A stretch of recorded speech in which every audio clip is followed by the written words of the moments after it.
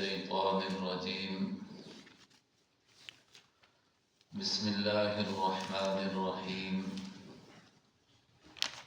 ولقد خلقنا الإنسان من صلصال من حمأ مسنون والجان خلقناه من قبل من نار السموم وإذ قال ربك للملائكة إني خالق بشرا من صلصال من حمأ مسنون فإذا سويته ونفخت فيه من روحي فقعوا له ساجدين صدق الله مولانا العظيم۔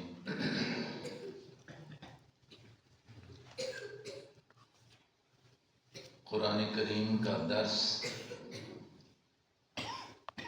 اور پھر یہ آپ کا طریقہ ماحول جو حضرت ہمارے بھائی قاری محمد سلیمان صاحب نے ترتیب بنائی ہے، دیکھ کر خوشی ہوئی۔ دروس تو ہوتے ہی ہیں، لیکن یہ اہتمام آپ کا کہ آپ خود قرآن کھول کر بیٹھے ہیں،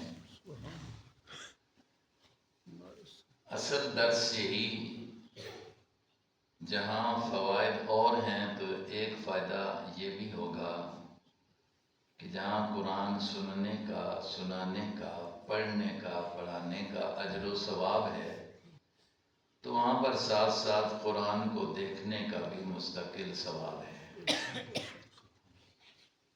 اللہ یہ شوق پیدا فرمائے کہ ہم قرآن کو دیکھیں بھی، سمجھیں بھی۔ سعادت مند ہیں آپ کہ اللہ نے ایسا ماحول دیا ہے، وہ علماء آپ کو نصیب فرمائے ہیں کہ جو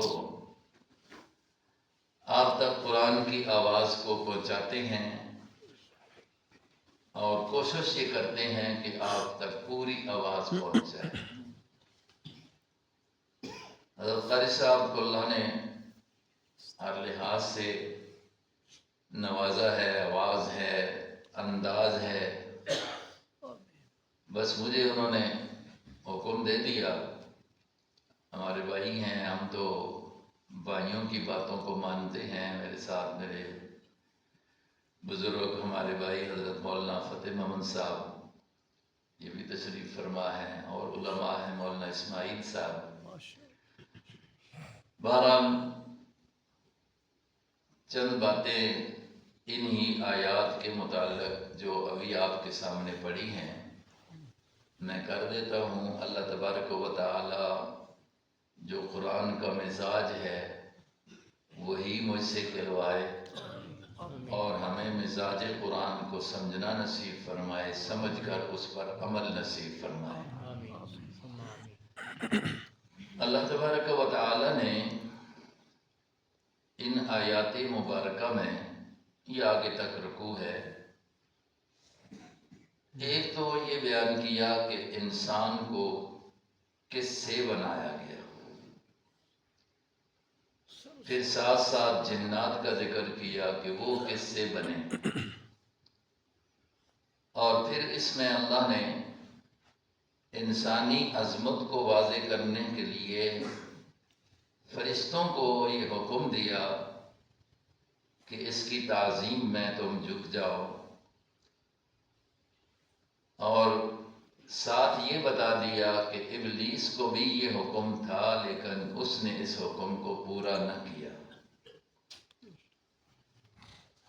جب اس نے اللہ کے حکم کا انکار کر دیا تو اس کا پھر کیا بنا؟ یہ چند باتیں اللہ رب العزت نے یہاں پر بیان کی ہیں، تو آپ کے ذہن میں اگر آ گئی ہوں، ایک تو یہ ہے کہ اللہ نے انسان کو کس چیز سے بنایا، ایک بات وہ ہمیں اللہ بتا رہے ہیں۔ پھر ساتھ ساتھ دوسری مخلوق ہے جنات، ان کو کس سے بنایا، اور تیسری انسانی عظمت کو واضح کرنے کے لیے اللہ نے نورانی مخلوق کو، نوری مخلوق کو انسان کی تعظیم میں جھکنے کا کہہ دیا، اور عظمت انسانی کو واضح کیا۔ اس حکم خداوندی کو ابلیس نے نہ مانا، اب اس کا بنا کیا؟ بس یہ بات دیکھتے ہیں کہ جو اللہ کی نہ مانے اس کے ساتھ کیا معاملہ پھر اللہ کا ہوتا ہے۔ تو پہلی آیت میں اللہ نے فرمایا وَلَقَدْ خَلَقْنَا الْإِنسَانَ، ہم نے انسان کو بنایا۔ بنانے والا کون؟ اللہ۔ پیدا کرنے والا اللہ۔ انسان کو بھی اور ساری کائنات کو بھی بے شک اللہ نے بنایا، لیکن کس چیز سے بنایا؟ من صلصال من حماء مسنون۔ اللہ فرماتے ہیں کہ ایک مٹی جس کا گارا بنایا گیا، پرانی ہو گئی، پھر اس کو آگ کا سیک دیا گیا، تپش دی گئی، وہ بجنے لگی، اس بجنے والی پرانی مٹی کا گارا تیار کر کے انسان کو بنا دیا۔ تو انسان کس سے بنا؟ مٹی سے۔ جی مٹی سے۔ مٹی سے بنا ہے۔ ایک جگہ قرآن کریم نے یہ بھی کہا ہے کہ مٹی سے ہی ہم نے اس کو بنایا، پھر جائے گا بھی مٹی میں۔ مٹی سے کیا چیز بنی ہے؟ انسان کا جسم۔ آگے اس کی وضاحت خود آئی ہوئی ہے۔ اللہ نے کہا فرشتوں کو فَإِذَا سَوَّيْتُهُ، جب میں انسان کا یہ ڈھانچہ تیار کر دوں، انسان کا ڈھانچہ، پھر وَنَفَخْتُ فِيهِ مِن رُوحِي، اور پھر میں اپنے حکم سے اس میں روح ڈال دوں، تو پورا انسان تب بنے گا۔ جب روح پڑی تو پھر پورا ہو گیا۔ صرف ڈھانچے سے مکمل نہیں ہوا۔ ڈھانچے کو نہیں کہا کہ اس کے سامنے فرشتوں تم نے جھکنا ہے، تعظیم کرنی ہے۔ جب اصل بات اس کے اندر اصل چیز آئی روح، تو فرمایا فَقَعُوا لَهُ سَاجِدِينَ، اس کے لیے سجدہ کر لو۔ یہ فرشتوں کو کہا۔ تو انسان کا جسم اللہ نے کس سے بنایا؟ مٹی سے۔ اب اللہ نے کیا کہا؟ مِنْهَا خَلَقْنَاكُمْ وَفِيهَا نُعِيدُكُمْ، دنیا والو، اے انسانوں، ہم نے تم کو مٹی سے بنایا۔ کیا چیز؟ جی آخری جواب جسم۔ وَفِيهَا نُعِيدُكُمْ، اور ہم اس تمہارے مٹی سے بنے ہوئے ڈھانچے کو پھر مٹی میں لے جائیں گے۔ اب مٹی میں کون جائے گا؟ کیونکہ یہ مٹی سے بنا ہے، مٹی میں ہی جانا ہے۔ روح تو کہیں اور سے آیا ہے، روح تو کہیں اور سے آیا ہے۔ جدھر سے روح آیا روح ادھر جائے گا، جدھر سے جسم آیا جسم ادھر جائے گا۔ وَفِيهَا نُعِيدُكُمْ وَمِنْهَا نُخْرِجُكُمْ تَارَةً أُخْرَى۔ اب پھر ایک وقت آنے والا ہے کہ اسی جسم کو، جس کو ہم نے بنایا تھا مٹی تھے، واپس کیا مٹی میں، اسی جسم کو پھر ہم مٹی سے ہی نکالیں گے۔ وَإِذَا الْقُبُورُ بُعْثِرَتْ، قبریں کھلیں گی اور یہ نکل آئے گا۔ وَإِذَا النُّفُوسُ زُوِّجَتْ، یہ قرآن کی آیت ہے۔ اب نفوس کو ہم جوڑ دیں گے۔ پہلے جو جدائی ہو چکی تھی، دیکھو پہلے جوڑ پیدا ہوا، فَإِذَا سَوَّيْتُهُ وَنَفَخْتُ فِيهِ مِن رُوحِي، جوڑ ہو گیا۔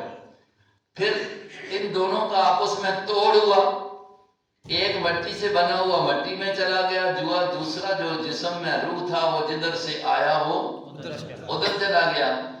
اب پھر جب اللہ مٹی سے ہی اس مٹی کی چیز بنی ہوئی کو پھر دوبارہ نکالیں گے، اللہ کہتے ہیں اِذَا النُّفُوسُ زُوِّجَتْ، پھر اس کو بھی اس کے ساتھ آر کر جوڑیں گے اور پھر یہ چلنے پھرنے لگ جائے گا، حساب و کتاب دے گا، جوڑ ہوگا اور اللہ کے سامنے اس کی پیشگی ہو جائے گی۔ قبروں سے نکلیں گے، دوڑتے ہوئے جائیں گے اور اجتماع ہو جائے گا۔ یہ ساری صورتیں حساب و کتاب کے لیے اللہ بنائیں گے۔ یہ ہمارا ایمان ہے۔ بے شک۔ تو اللہ نے انسان کو مٹی سے بنایا، پھر آخر اس نے مٹی میں جانا ہے۔ اس سے کسی کے لیے بچاؤ، ہر ایک میں جانا ہے۔ جو مٹی سے بنا ہے اس نے جانا ہے، لیکن جائے گا تب جس وقت یہ ان کی جدائی ہوگی۔ روح نکلے اگر جسم میں روح ہو، جسم بالکل بیکار ہو جائے، کمزور ہو جائے، دیکھیں کئی سال، اللہ معاف کرے، کئی سال ہاں کچھ لوگ ایسے ہوتے ہیں جو معذور پڑے ہوتے ہیں، بے شک نہ چل سکتے ہیں، نہ پھر سکتے ہیں، نہ اپنا پیشاب اپنا سنبھال سکتے ہیں، نہ وہ کھا سکتے ہیں، مجبوری کے ساتھ، حتیٰ کہ بعض کو تو نلکیاں لگی ہوتی ہیں، لیکن چونکہ روح بھی اندر ہے، کوئی ان کو مٹی میں نہیں دفناتا، کوئی ان کو مٹی میں نہیں لے جاتا۔ یہ تو سیدھی سی بات ہے، کیونکہ وعدہ یہ ہے کہ مٹی میں تب جاؤ گے جس وقت یہ جسم اور روح کی آپس میں جدائی ہوگی، جس کو موت کہتے ہیں۔ تو موت ہر ایک پر آنی کہ نہیں آنی؟ تو اب اس میں جائیں گے، وہاں بھی حساب و کتاب ہوگا، پھر اٹھ کر بھی حساب و کتاب دینا ہوگا۔ یہاں کے سوال اور ہیں، وہاں قیامت کے سوال اور ہیں۔ ان سوالوں کو بھی اللہ رب العزت نے ہمیں بتا دیا، جواب بھی بتا دیے، پھر اس کے بعد جب اٹھیں گے وہاں کے سوالات بھی ہیں، جوابات بھی ہیں، وہ بھی اللہ نے ہمیں بتا دیے۔ انسان کو یہ بات اس لیے بتائی کہ تو بھائی ایک مٹی سے بنا ہوا ہے، تو غرور کرتا ہے، اکڑ کرتا ہے، اکڑ ایک نے کی تھی، اس کا انجام آگے دیکھ لو۔ اب فرمایا وَالْجَانَّ خَلَقْنَاهُ مِنْ قَبْلُ مِنْ نَارِ السَّمُومِ، دنیا والوں، انسانوں، تمہیں تو اللہ نے بنایا مٹی سے، لیکن ایک اور مخلوق ہے جن کو جن کہتے ہیں، چھپے ہوئے، ان کا جو سربراہ سردار تھا، جس طرح ہمارے سربراہ بنیادی طور پر آدم علیہ السلام تھے، تو ان کا جسم کس سے بنایا گیا؟ اسی طرح جنوں کا بھی ایک بڑا تھا جس سے ابتدا کی گئی، ابلیس، اس کو کس سے بنایا؟ آگ کی لپٹ سے، آگ کے شعلوں سے وہ بن گیا۔ وَالْجَانَّ خَلَقْنَاهُ مِنْ قَبْلُ، تم سے پہلے۔ پتہ چلتا ہے کہ جن پہلے سے موجود تھے، انسان آیا تو جن موجود تھے۔ مِنْ نَارِ السَّمُومِ، وہ آگ کی شعلوں سے، آگ کی تیزی سے اللہ نے اس کو بنا دیا۔ اب انسان تیار ہو گیا۔ ایک اور مخلوق موجود تھی جنوں کے ساتھ، فرمایا اذ قال ربک للملائکۃ انی خالق بشرا من صلصال من حمأ مسنون، اللہ نے کہہ دیا فرشتوں کو انی خالق، یہاں لفظ کیا ہے؟ خالق، اوپر کیا آیا؟ خلقنا، یہاں کیا ہے؟ خالق، انسان کو من صلصال من حمأ، بشر کو بھی من صلصال من حمأ، پتہ لگتا ہے انسان بشر ایک چیز ہے، انسان اور بشر ایک چیز ہے۔ جب ہم نے بشر کو بنایا نا مٹی سے، بچنے والی مٹی سے، تو فرشتوں کو کہہ دیا فرشتوں اس انسان کے سامنے، اس بشر کے سامنے کیا کرتے؟ سجدہ کرتے۔ حکم کس کا تھا؟ ان کو حکم تھا سجدہ کر دو، اب اللہ کا حکم ہے، اس کو پورا کرنا چاہیے۔ اب فرشتوں کو یہ حکم ہو رہا ہے سجدہ کرو، انہوں نے سجدہ کر دیا۔ فسجد الملائکہ کلہم، سب کے سب نے کیا بھی اور اکٹھا بھی کیا، کسی ایک نے بھی انکار لیکن اس وقت جس وقت روح پھونک دی گئی، پیاری ہو گئی، انسان کامل ہو گیا۔ انسان کامل تب ہے جس وقت اس کے اندر کیا ہو جائے؟ روح بھی ہے۔ جب تک روح نہیں ہے تو ڈھانچہ ہے، جسم ہے اور ڈھانچہ ہے بنا ہوا مٹی کا، اس کو مٹی چاہے کھا جائے، چاہے اللہ کی قدرت اپنی ظاہر کرے تو مٹی میں کسی جسم کو محفوظ رکھے اور نہ کھانے دے، یہ اللہ کی قدرت ہے۔ دیکھو ایک دانہ ہوتا ہے، ذمہ دار ہیں سارے، دانہ کیا، کتنی طاقت اس کے اندر، جا کر زمین میں جا کر ڈال کر آ جاتے ہیں۔ اب یہی مٹی ہے، اس دانے کو دوبارہ اس کے اندر وہ اللہ ایسی جان پیدا کر دیتا ہے کہ اس سے پودے نکلتے ہیں، فصل آ رہی ہے، گندم آ رہی ہے، جوار آ رہی ہے، باجرہ آ رہا ہے۔ وہ کیا چھوٹا، مٹی نے اس کو محفوظ کر دیا، ضائع نہیں کیا۔ لیکن اگر کوئی لوہ رکھ دو، کوئی پتری رکھ دو، یہ دروازہ ہی ہے، اس کو کیا رکھو مٹی کے اندر دفنا دو، تو چند دنوں کے اندر بعد میں نکالو تو دروازے کا یا اس لوہے کا کیا بنا ہوتا ہے؟ رنگ وغیرہ وہ ختم ہو زنگ کے ساتھ اس کو کھا جاتی ہے کہ نہیں کھا جاتی؟ اب یہ مٹی کے اندر دانے کو محفوظ کس نے کیا؟ اللہ جو نرم چیز تھی اس کو محفوظ کر کے بچا دیا، یہ اپنی قدرت ظاہر کی. اور جو چیز سخت تھی جس کو ہم سخت کہتے ہیں وہ کیا ہے؟ لوہا. تو لوہے کو مٹی نے کیا کر دیا؟ تو بھائی دیکھو یہ اللہ کی قدرت یہاں پر چلتی ہے. اللہ جس جسم کو اندر محفوظ رکھنا چاہے وہ اس کی قدرت ہے، اور جس کو محفوظ نہ رکھے تو وہ بھی اس کی قدرت ہے. مٹی ہے نا، تو مٹی کے اندر اجساد جس وقت انبیاء کے گئے نا، اللہ رب العزت نے پیارے پیغمبر محمد مصطفیٰ صلی اللہ علیہ کی وسلم زبان سے ہمیں بتا دیا کہ اللہ نے یہ وعدہ کر دیا ہے کہ یہاں پر میری قدرت اس رنگ میں ظاہر ہوگی کہ یہ انبیاء کے جسم جو ہے یہاں پر محفوظ رہیں. اب ان کو مٹی نہیں کھاتی ہے، یہ مٹی میں ہی ہے. منا خلقناکم وفیہا، کیونکہ وہ بھی انسان ہیں، وہ بھی بشر ہیں، تو مٹی میں گئے ہیں، لیکن مٹی کے اندر پہنچا کر بھی رب نے ان کو کیا کر دیا؟ محفوظ کر دیا. اور کسی جو ہے عام قانون اور قاعدہ یہ نہیں ہے کسی کا جسم محفوظ ہو یا نہ ہو، یہ اللہ کا کسی سے وعدہ نہیں. ہاں کسی اور کا بھی نبیوں کے علاوہ محفوظ ہو تو یہ بھی اللہ کی قدرت ہے. تو اس کے اندر جو ختم کرنے والی طاقت ہے لوہے جیسی چیز کو، یہ بھی کس کے حکم سے؟ اور بچا دینے والی طاقت بھی وہاں پر کون سی استعمال ہو رہی ہے؟ اللہ کی. جی اللہ کی طاقت استعمال ہو رہی ہے. اس سے دیکھو پتہ چلتا ہے ہم روح والے ہیں، ہم کھاتے پیتے ہیں، اللہ کی مخلوق ہے. مٹی بھی کس کی مخلوق ہے؟ پتہ چلتا ہے دیکھو مٹی اللہ کا حکم مانتی ہے. نہیں سمجھ آئی؟ مٹی اللہ کے حکم کے خلاف ورزی کہ اللہ کے نبیوں کے جسموں کو اللہ نے مٹی میں پہنچا کر حکم دے دیا نا ان کو نہیں کھاتی. ہمیں اللہ نے حکم دیا ہے فلاں فلاں شے حرام ہے نہ کھاؤ، تو ہم کھا جاتے. پتہ لگا کہ ہم تو مٹی سے بھی گرے ہو گئے، بنے مٹی سے ہی ہیں. مٹی اللہ کا حکم جو ہے وہ اس کے خلاف نہیں کرتی. ہمیں چیزیں بتا دی ہیں یہ تمہارے اوپر حرام ہے، یہ حرام ہے، سود حرام ہے، خنزیر حرام ہے، جھوٹ بولنا حرام ہے. جی کسی کا حق دبا لینا حرام ہے، گالی گلوچ کرنا منع ہے نا. اللہ نے کہا یہ نہ کرو، لیکن ہم سیدھے مٹی کو بھی گئے گزرے. اب ادھر مٹی کی بات کو دیکھو کہ وہ اللہ کی بات کو مان رہی ہے، وہاں اللہ کی قدرت.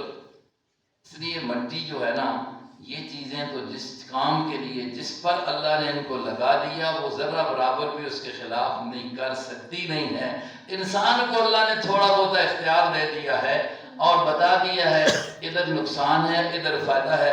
اب مرضی کی بات ہے ومن شاء فلیؤمن ومن شاء فلیکفر. فائدے پر طرف جاتا ہے تو تب بھی تجھے جانے کی اجازت ہے، دباؤ نہیں ہے تیرے میں، تجھے مجبور نہیں کریں گے ہم کہ تو غلط کی طرف کیوں جا رہا ہے. ہاں بتا دیا ہے کہ آگے آگ میں گرنا ہے، آگے گڑھا ہے، اور بتا دیا ہے کہ ادھر باغ ہی باغ ہیں، ادھر راحتیں ہی راحتیں ہیں، سکون ہی سکون ہے. اب آپ نے اور میں نے اپنی مرضی سے سکون والا راستہ اختیار کیا، سکون مل جائے گا. اگر اپنی مرضی سے ہم نے گڑھے والا راستہ اختیار کیا تو گڑھا مل جائے گا. اللہ نے تو کسی پر ظلم نہیں کرنا.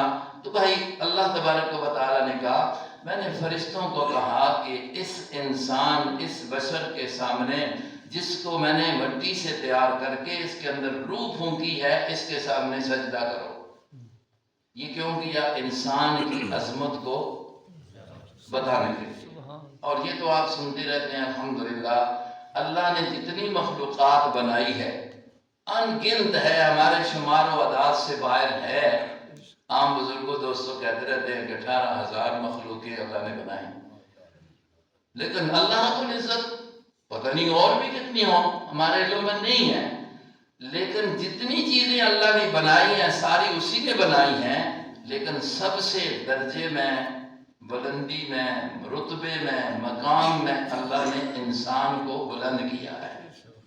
انسان سب سے زیادہ بلند مقام والا ہے، اور اس کی ایک وجہ یہ بھی ہے کہ اسی وجہ سے اللہ نے نبیوں کو جو منتخب کیا، انتخاب کیا نا انبیاء کا، امتوں کی، انسانوں کی، جنوں کی اصلاح کے لیے، تو وہ صرف کس میں کیا ہے؟ اس لحاظ سے بھی انسان کو بلندی ہے۔ پھر نوریوں کو یہاں پر سجدہ کرا کے بتا دیا انسان بڑا اعلیٰ ہے، انسان فرشتوں سے بھی اعلیٰ ہے، تبھی تو ان کو ان کے سامنے جھکا دیا۔ بہرحال یہ ہے کہ اللہ کا حکم تھا کہ فرشتوں تم سجدہ کرو، ابلیس نے سجدہ انکار کر دیا، ابا ان یکون مع الساجدین۔ اب دیکھیں اللہ نے کہا ابلیس کیوں نہیں سجدہ کیا؟ ما لک الا تکون مع الساجدین، کیوں نہیں سجدہ کیا؟ کیا کہنے لگا؟ لم اکن لاسجد لبشر، میں بشر کو، آدم کون ہے؟ بشر، انسان ہے، میں اس کو کیوں؟ خلقتہ من صلصال من حمأ مسنون، اللہ جی تو نے اس کو مٹی سے پیدا کیا ہے، گارے سے پیدا کیا ہے، اور وہ بھی بدبودار ہے، اور وہ بھی مطلب یہ ہے کہ مٹی ہی ہے، آخر اس سے بنا ہے، اور میں تو مجھے تو نے بنایا ہے کس سے؟ آگ سے، آگ میں شعلے ہیں، آگ میں چمک ہے، آگ کے اندر طاقت ہے، مٹی کے اندر وہ چیزیں موجود نہیں ہیں، تو آگ والا کیسے مٹی کے سامنے جھکے؟ دیکھو کم از کم شیطان اتنی گل سمجھ گیا، چلو غلط ہی سمجھا سے، حکم خداوندی کو ٹالا ہے، لیکن کہا نا یہ مٹی کا بنا ہوا ہے، میں اس کے سامنے کیوں سجدہ کروں؟ یار انسان کتنا عقل مند ہو کر کتنا عقل اس کی کھو جاتی ہے۔ وہ قرآن کہا کرتے تھے جب مشرک ہے اسے اللہ سب سے بڑی نعمت سمجھداری عقل والی دے لیتے ہیں، تو وہ کہنا مٹی کا بنا ہوا ہے، اگرچہ سامنے مٹی کا کچھ بھی نہیں، سامنے تو دیکھو ٹھیک ٹھاک انسان ہے، پھر بھی کہنے لگا مٹی سے بنا ہوا میں کیسے جھکوں؟ اور خدا کے بندے مٹی کی ڈھیری کے سامنے کیوں جھکتا ہے؟ اتنے بھی سمجھنا ہے، مٹی کی ڈھیری کو سجدے ہو رہے، پتہ نہیں تھوڑے کو دنوں ہوندے سر ماشاءاللہ علماء موجود ہیں، اگر پیچھے کام ہے۔ تو شیطان کے اندر لگا خلقتہ من صلصال من حمأ مسنون، اللہ نے کیا کہا؟ فاخرج منها فإنك رجیم، یہاں سے نکل، ان فرشتوں سے نکل، جنت سے نکل، رحمتوں سے نکل، اس لیے کہ تو مردود ہے، اِنَّا عَلَيْكَ اللَّعْنَةَ إِلَىٰ يَوْمِ الدِّينِ، قیامت کی صبح تک تیرے اوپر لعنتیں برستی رہیں گی۔ اب ایک سوال ہے، یہ لعنت اس پر کیوں برس رہی ہے؟ اللہ نے ان اچھائیوں سے اس کو کیوں نکال دیا؟ اللہ کا ایک حکم اس نے نہیں مانا۔ حکم کیا تھا اس کو؟ سجدہ کر، کس کے سامنے؟ آدم کے سامنے، انسان کے سامنے جھک جا، ایک حکم نہیں مانا، قیامت کی صبح تک اللہ کی پھٹکار میں آ گیا۔ میرے بھائیو آپ اور میں سوچیں، آپ اور کہ ہم کتنے حکم اللہ کے نہیں مانتے۔ آج ماحول اور معاشرے میں دنیا کتنے احکام کا، کتنے اللہ کے اوامر ہے ان کا سرے سے انکار کرتی ہے۔ اگر قولاً نہیں کر رہے ہیں تو عملاً ہم کر رہے ہیں۔ اس نے تو صراحتاً کہہ دیا نہیں کرتا، اس لیے کہ میں عزت والا ہوں، میں بڑائی والا ہوں، یہ کمزور ہے، اس کے سامنے میں نہیں جھکتا۔ لیکن حکم خداوندی کو اس نے چھوڑا، انکار کیا، لعنت کا مستحق بنا۔ تو ہمیں بھی اس چیز کا خیال کرنا چاہیے کہ کہیں ہم بھی کسی اللہ کے حکم کا انکار کر کے لعنت کے اندر نہ چلے جائیں، رحمتوں سے محروم نہ ہو جائیں، اس لیے کہ اللہ کے حکموں کو پورا کرنے میں اللہ کی رحمت ہی رحمت آتی ہے، اور ان کے خلاف کرنے میں اللہ کی رحمتوں سے بندے کو محرومی ہو جاتی ہے۔ تو اللہ کے اوامر تو ہمارے لیے بہت ہے نا، نماز پڑھنے کا بھی حکم کس کا ہے؟ اللہ کا، اور عبادت کرنا صرف اللہ کے لیے یہ بھی حکم کس کا ہے؟ اللہ کا۔ اور کسی کا حق اس تک پہنچا دینا، اس کو ضائع نہ کرنا، اس کو ہڑپ نہ کرنا، یہ بھی کس کا حکم ہے؟ اللہ کا۔ اب دیکھیں ہم کتنا کرتے ہیں اپنے قریبی رشتہ داروں کے ساتھ، اپنے ماحول اور معاشرے میں، اپنے خاندانوں میں ہم کتنی اچھائی کرتے ہیں، ان کے ساتھ کتنا احسان کرتے ہیں. حالانکہ قرآن نے تو یہ کہا نا بنی اسرائیل کو سناتے ہوئے، اور پھر ایک جگہ پر مطلق بھی کہہ دیا وَاعْبُدُوا اللَّهَ، او دنیا والو عبادت کرو تو خالص کس کی؟ وَلَا تُشْرِكُوا بِهِ شَيْئًا، اللہ کے ساتھ کسی کو بھی شریک نہ کرو. اگلی باتیں بھی ہے نا وَبِالْوَالِدَيْنِ إِحْسَانًا، ماں باپ کے ساتھ اچھائی کرتے رہو. وَبِذِي الْقُرْبَىٰ، رشتہ داروں کے ساتھ بھی اچھائی کرتے رہو. وَالْيَتَامَىٰ، اور یتیموں کے ساتھ بھی اچھائی کرو. وَالْمَسَاكِينَ، اور وَالْجَارِ ذِي الْقُرْبَىٰ، اپنا پڑوسی رشتہ دار بھی ہے تو پڑوسی بھی ہے اس کا بھی خیال کرو. وَالْجَارِ الْجُنُبِ، اور اگر کوئی پڑوسی رشتہ دار نہیں لیکن پڑوسی تو ہے نا، گوانڈی تو ہے نا، اس کا بھی خیال کرو. وَالصَّاحِبِ بِالْجَنبِ، اگر چند لمحوں کے لیے، چند گھنٹوں کے لیے آپ کے ساتھ پڑوس میں آ گیا، نہ رشتہ دار ہے نہ آپ کے مکان کے قریب رہنے والا، لیکن سفر کرتے ہوئے گاڑی میں آپ کے ساتھ بیٹھ گیا ہے، صاحب بالجنب، اللہ کہتے ہیں کہ ان کے ساتھ بھی کیا کرو. یہ ماحول اور معاشرے میں قرآن دیکھو کس طرح اچھا ہے، کیسے اچھے اخلاق کی تعلیم دے رہا ہے. اور آج ہم ان چیزوں کو چھوڑے ہوئے ہیں، انکار کر رہے ہیں. اگر زبان سے نہیں کر رہے تو عملی طور پر کر رہے ہیں جی عملی طور پر ہو رہا ہے. ہو رہا ہے نا جی. تو ماحول اور معاشرے میں ان اخلاقیات کی بھی ضرورت ہے. ایک جگہ اللہ رب العزت نے بنی اسرائیل کا تذکرہ کرتے ہوئے بتا دیا ہمیں کہ بھائی تم نے بھی یہ کرنا ہے. انہوں نے نہیں کیا تو نقصان کیا ہے. اِذْ أَخَذْنَا مِيثَاقَ بَنِي إِسْرَائِيلَ لَا تَعْبُدُونَ إِلَّا اللَّهَ، بنی اسرائیل سے ہم نے وعدہ لیا تھا کہ عبادت سوائے اللہ کے کسی اور کی. چونکہ یہ مسئلہ جو ہے نا آدم علیہ السلام سے لے کر قیامت تک ایک ہی رہا ہے کہ عبادت اللہ کے سوا لا تعبدون الا اللہ. آگے وبالوالدین احسان، ماں باپ. دیکھیں آپ یہ باتیں سنتے رہتے ہیں، میں تو تکرار کر رہا ہوں. قرآن نے جہاں بھی اللہ کی عبادت کا کہا ہے نا خالص، تو وہاں پر ماں باپ کو ساتھ ذکر کر کے کہہ دیا احسان ان کے ساتھ اچھائی کرنا. حالانکہ دیکھیں ماں باپ اپنی اولاد کے ساتھ بچپن میں کتنی، بچپن کیا بڑے بھی ہو جائیں تو ان کی شفقت ہوتی ہے، ان کے لیے محنت کرتے ہیں، ظاہری طور پر مربی ہوتے ہیں. روزی دینے والا تو اللہ ہے لیکن ماں باپ کتنا انتظام کرتے ہیں. تو اب اللہ نے جہاں بھی ذکر کیا نا تو ماں باپ کا ساتھ ذکر کیا ہے لیکن الفاظ بالکل بدل دیے ہیں. قَضَىٰ رَبُّكَ أَلَّا تَعْبُدُوا إِلَّا، یہاں ہے وَاعْبُدُوا اللَّهَ، اللہ کی عبادت کرو، شرک نہ کرو. وَبِالْوَالِدَيْنِ، اگر دنیا میں اللہ کے سوا ماں باپ کی عبادت نہیں تو کسی اور کی کہاں ہو سکتی. سب سے دیکھو کتنا ماں باپ محسن. اب لوگ کہتے ہیں نا جی میں دعا کے لیے فلاں کی جگہ پر جا رہا ہوں، ٹھیک ہے اپنی جگہ پر، لیکن اگر تمہیں گھر میں اللہ نے تجھے ماں باپ دیے ہو تو ان سے بڑا تیرے لیے دعا کرنے والا اور تیرے حق میں اخلاص سے تجھ سے تیرے ساتھ برتاؤ کرنے والا اور کون ہو سکتا ہے. گھر میں جنت موجود ہے ماں، اور گھر میں وہ شخصیت موجود ہے جس کے بارے میں نبی پاک علیہ السلام نے فرما دیا اگر تو چاہتا ہے کہ میں رب کو راضی کر لوں تو اپنے باپ کو راضی کر لے. باپ کو راضی کر لے. ہاں کیوں؟ اگر باپ راضی ہے تو رب راضی ہے، اگر باپ ناراض ہے تو رب بھی ناراض ہوگا.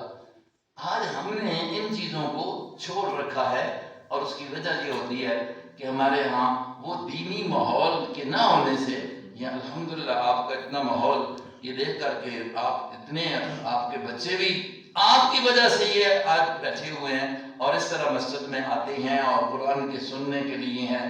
الحمدللہ الحمدللہ. لیکن یقین کریں باہر کے ماحولوں میں جہاں یہ ہے کہ آج دنیا عروج پر ہے، تعلیم عام ہو گئی ہے، وہ کہاں مسجد کے نزدیک آتے ہیں.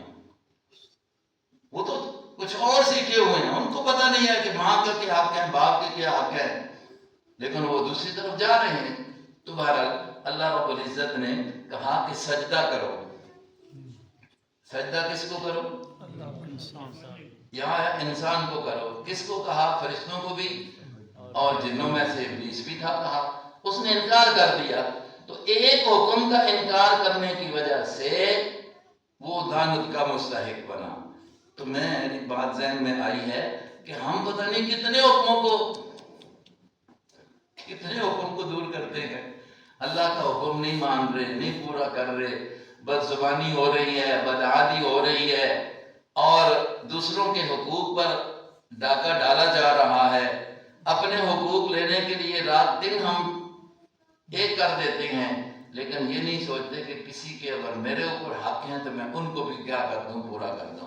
اگر یہ ماحول بن جائے تو قرآن بتاتا ہے کہ ایک دوسرے کے حقوق کو بھی رکھنا نہیں، پورا کرنا ہے، رب کے حقوق کو بھی ادا کرنا ہے، تو یہ تو دنیا کی جنت بن جائے نا۔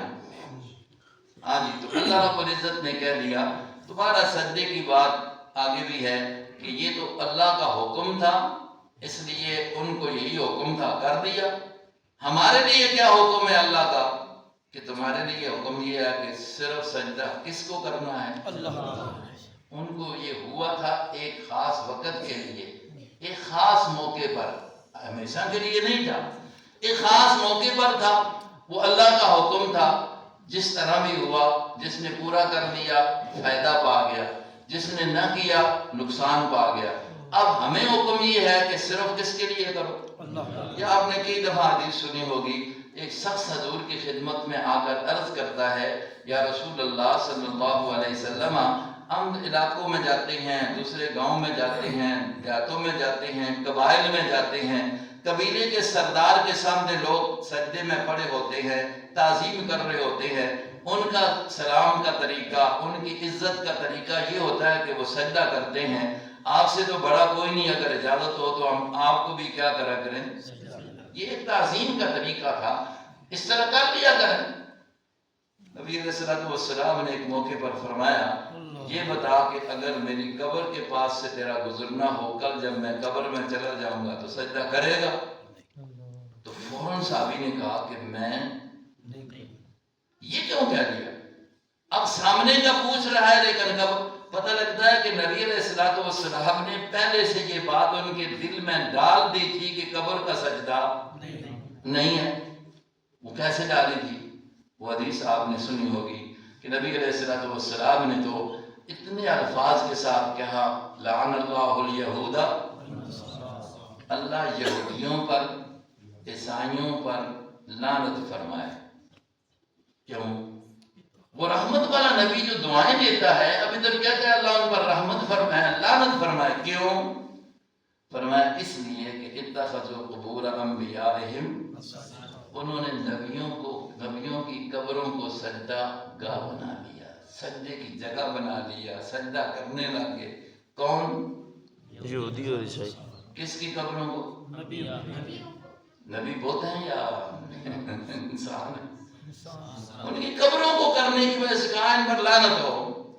تو یہ باتیں چونکہ ان کے سامنے موجود تھی قبر کے بارے میں، تو فوراً کہہ دیا ایسا نہیں ہوگا، قبر کو تو ہم نہیں سجدہ کریں گے چاہے آپ کی ہو، کیونکہ آپ ہی کی تعلیم ہے۔ تو حضور علیہ السلام نے پھر اس پر یہ فرمایا کہ جب قبر کو نہیں ہے تو پھر میرا سجدہ بھی نہیں ہے۔ اس لیے اس کو حکم تھا آدم کے سامنے جھک جا، نہیں جھکا لعنتی بن گیا۔ انسان کو حکم ہے آدم کے نہیں، کسی کے سامنے بھی سجدہ نہیں کرنا، چاہے تعظیم ہو چاہے عبادت ہو، صرف کس کے سامنے؟ اللہ کے سامنے کرنا۔ ہمیں یہ حکم ہے، کوشش یہ ہونی چاہیے ہم اللہ کے اس حکم کی خلاف ورزی کر کے کہیں ہم لعنت میں نہ آ جائیں۔ تو فرمایا جب شیطان کو یہ ہوا نا، کہنے لگا رب فانظرنی الی یوم یبعثون، اللہ ایک کم جو ہو گیا نا، انکار کر بیٹھا، تو نے لعنتی بنا دی ہے، پھر ایک تجھ سے ہی مانگتا درخواست کرتا ہے کہ اللہ پھر مجھے مہلت دے دے۔ کیا مہلت؟ یا اللہ پھر میں اس کو ذرا دشمنی کر کے دکھاؤں، لَأُغْوِيَنَّهُمْ أَجْمَعِينَ، میں ان کو دائیں طرف سے بائیں طرف سے ہر طرف سے گمراہ کرنے کے لیے کوشش کروں گا، تو مہلت دے۔ اللہ نے کہا جاؤ یار مہلت ہی ہوئے، لیکن کن کے لیے؟ کہنے لگا خود کہتا ہے، دیکھو رب بما اغویتنی لأزینن لهم فی الارض ولأغوینہم اجمعین۔ اے میرے ربا، اس وجہ سے جس وجہ سے تو نے، اس کی وجہ سے تو نے مجھے گمراہ کر دیا، تو نے مجھے رحمت سے محروم کر دیا، اب میں کیا کروں گا؟ مہلت مل گئی ہے۔ لَأُزَيِّنَنَّ لَهُمْ فِي الْأَرْضِ وَلَأُغْوِيَنَّهُمْ أَجْمَعِينَ، میں ان کو سبز باغ دکھاؤں گا۔ لَأُزَيِّنَنَّ لَهُمْ، خوبصورت بناؤں گا ان کے لیے دنیا کے اندر بہت ساری چیزوں کو۔ اس طرح آسان جمانہ کرانا ظاہر میں انہاں گوڑ بلا کے دے ساں، ظاہر میں انہاں گوڑ ملا کے دے ساں، یہ سمسم گوڑے اندر ہو سی مانا سمجھے۔ اب کیسے مزین کروں گا؟ آپ نے سنا ہوگا زُيِّنَ لِلنَّاسِ حُبُّ الشَّهَوَاتِ مِنَ النِّسَاءِ وَالْبَنِينَ وَالْقَنَاطِيرِ الْمُقَنطَرَةِ مِنَ الذَّهَبِ وَالْفِضَّةِ وَالْخَيْلِ الْمُسَوَّمَةِ وَالْأَنْعَامِ وَالْحَرْثِ۔ کبھی میں زُيِّنَ لِلنَّاسِ حُبُّ الشَّهَوَاتِ، خواہشات نفسانیہ کے پیچھے ان کو لگا دوں گا، عورت کی شکل کو سامنے لا کر ان کو پیچھے لگا کر اس طرح گمراہ کر دوں۔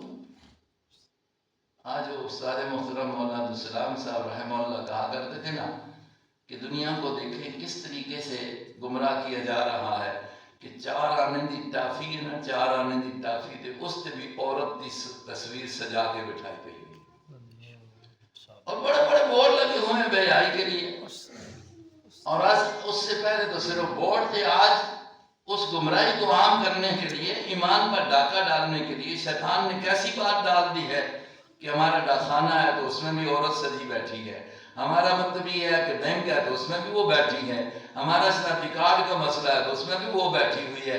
اگر آج پھر آگے ترقی اور ہو گئی ہے کہ چلو جی دکان پر گیا تو سودا تب زیادہ بکتا ہے تو عورت کو اس کو بٹھا دو، تو یہ ساری باتیں شیطان کی طرف سے سجائی ہوئی ہے، جس کو اللہ نے استاد محترم کہا کرتے تھے گھر کا بادشاہ بنایا ہے۔ انہوں نے کہتے ہیں کہ ہم نے ترقی کر دی ہے، اس کو ایک کاؤنٹر پر بٹھا کر، ایک مطلب سیٹ پر بٹھا کر 2 دشمن اس کے سامنے بٹھا دیے، جو اصل انسان اس عورت کے دشمن ہے، انسان ہے، نوجوان ہے، وہ مثال ہے جس طرح کے آٹے نہ دودھ نہ رکھ والا بلا، تو یہ حال بنا ہوا ہے۔ تو شیطان نے یہ سارا کام کیا، زُيِّنَ لِلنَّاسِ حُبُّ الشَّهَوَاتِ مِنَ النِّسَاءِ اولاد، اس کی وجہ سے بندہ دنیا میں پتہ نہیں کیا کچھ کر دیتا ہے۔ وَالْقَنَاطِيرِ الْمُقَنطَرَةِ مِنَ الذَّهَبِ، سونا چاندی جمع کر رہا ہے، سمجھتا ہے اسی میں بقا ہے، اسی میں میرے لیے فائدہ ہے، بس اس پیچھے لگا ہوا ہے، نہ نماز کی پرواہ ہے، نہ زکوٰۃ کی پرواہ ہے، نہ حقوق اللہ کی پرواہ، نہ حقوق العباد کی، بس دنیا ہے، سونا ہے، چاندی ہے، مال و دولت کے پیچھے لگا ہوا ہے، گھوڑے اور جانوروں کے پیچھے لگا ہوا ہے۔ اور سارے محترم تو کہا کرتے تھے کہ آج مطلب یہ ہے کہ گھوڑے وغیرہ جو دین کے لیے رکھے جاتے تھے، ثواب کی بات بھی ہے، جہاد کے لیے ہوتے تھے، سواری کے لیے ہوا کرتے تھے، تو آج تو یہ ہے کہ ادھر سے نکل کے تتنا تے بٹینا دی شوق آ گئی ہے، اب اس کے پیچھے لگا ہوا ہے۔ تو یہ شیطان کی طرف سے ساری چیزیں بنائی ہوئی ہمارے سامنے شیطان نے کر دی ہیں اور انسان کو ان کی طرف لگا دیا، چونکہ اس نے رب سے اجازت مانگ کر کہا کہ میں اس کو برگلا کر خراب ضرور کروں گا، کیوں؟ دشمنی جی اس سے کرنی ہے، لَأُغْوِيَنَّهُمْ، لیکن اگلی بات کہہ دی إِلَّا عِبَادَكَ مِنْهُمُ الْمُخْلَصِينَ، اللہ جی ہاں جو تیرے مخلص بندے ہوں گے نا وہ میرے جال میں نہیں آئیں گے، تیرے مخلص جو ہوں گے۔ اب مخلص کی آسان سی بات ہے جن کی عبادت خالص ہوگی، جن کی عبادت ریا سے بھی خالص، شرک سے بھی خالص، شرک خفی ہو یا شرک جلی ہو، اس سے جن کی عبادت خالص ہوگی وہ میرے جال میں نہیں آئیں گے، میرے دو میں نہیں آئیں گے۔ لیکن جو 2 نمبری کرنے والے ہوں گے کسی چیز میں بھی تو وہ تو میرے جال میں پھنسے ہوئے ہیں بھائی، وہ 2 نمبری کراتا ہے، شرک کرا کے، بدعات کرا کے، رسومات کرا کے۔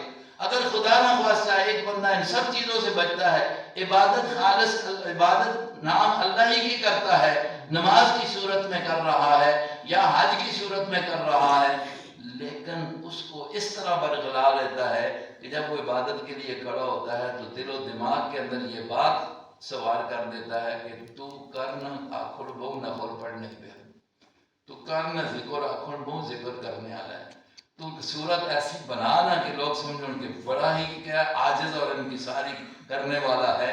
تو جب یہ دماغ میں بات آ جاتی ہے نا، استاد ہمارے یہ بھی کہا کرتے تھے نا کہ بعض مولویوں کے ساتھ بھی یہ معاملہ ہوتا ہے، وہ سمجھتے ہم ٹھیک کر رہے ہیں لیکن یہ ہے کہ آگے کام خراب ہو جاتا ہے۔ نیک لوگوں کے ساتھ بھی ہوتا ہے۔ وہ کہا کرتے تھے شیطان کو بھی اللہ نے ایسا بنایا نا کہ اس کے بہت سارے قسمیں ہیں، تو مولویوں کا شیطان بھی ہوتے مولویوں نے